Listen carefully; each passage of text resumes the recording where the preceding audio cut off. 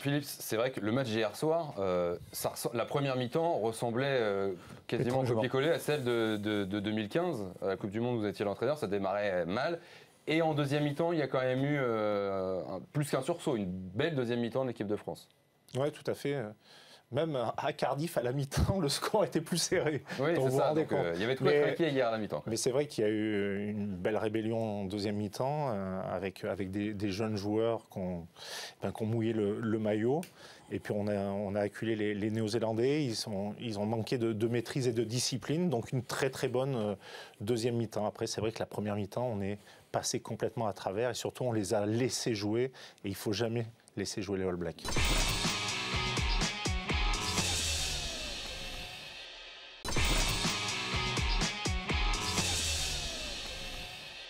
20 ans après, Roland, le Maroc en Coupe du Monde, est-ce que finalement c'était pas une anomalie de ne pas les voir depuis 20 ans les Marocains? En tout cas, une anomalie, je ne sais pas, mais un plaisir de les revoir avec la Tunisie, l'Égypte.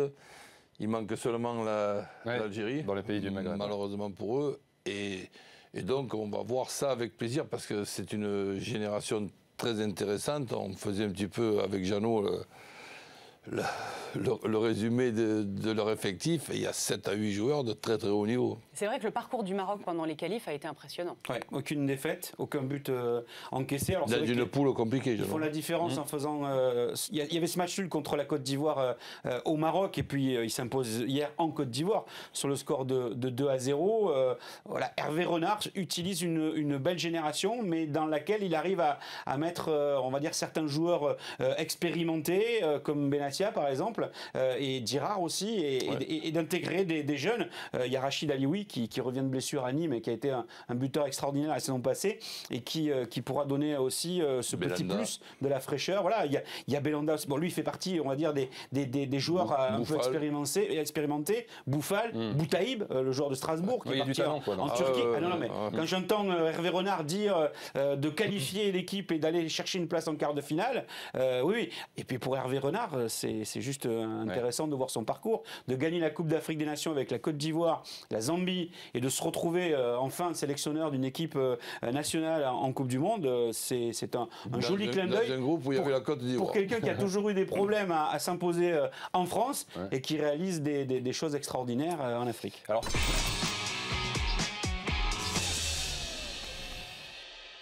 moi, je me mets à la place de Guy Novès parce que j'ai vécu son expérience pendant 4 ans. Et où il doit être vraiment déçu, c'est des joueurs cadres.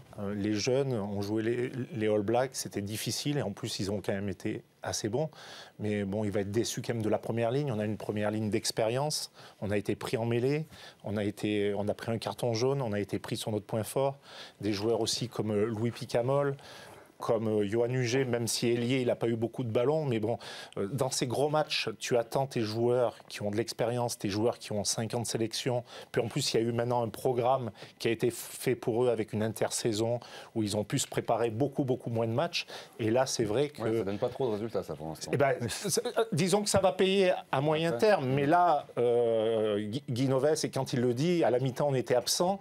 Et c'est ces joueurs-là, c'est ces joueurs tauliers qui doivent répondre présent dans l'intensité, dans le combat et montrer aux jeunes. Et donc là, le prochain match contre l'Afrique du Sud, maintenant, est vraiment primordial. Les Sud-Africains ont pris 40 points en Irlande ce week-end.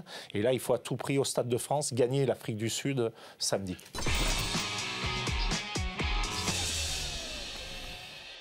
Est-ce qu'il faut adapter le système pour mettre ces deux joueurs ensemble devant, en pointe? Complètement.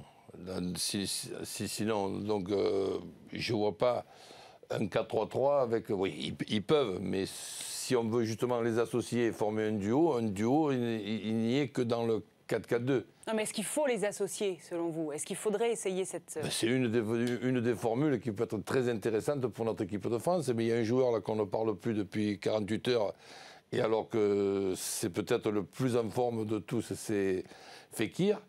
Et voir si, au lieu de parler de duo, on ne pourrait pas avoir ce trio-là en même temps dans une organisation. Alors, est-ce que c'est possible? Je le pense. Difficile à mettre en place, oui, mais peut-être que ça vaut le coup quand même d'essayer.